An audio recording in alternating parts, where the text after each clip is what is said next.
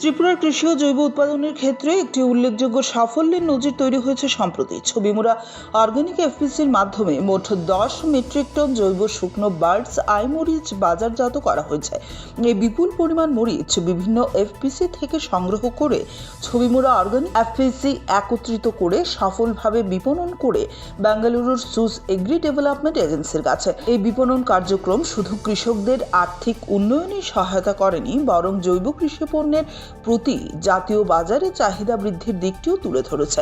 বিশেষ করে birds I মরিচ, যা তার তীব্র ঝাল ও উচ্চমানের জন্য পরিচিত, দেশের বিভিন্ন প্রান্তে ক্রমশ জনপ্রিয় হয়ে উঠছে।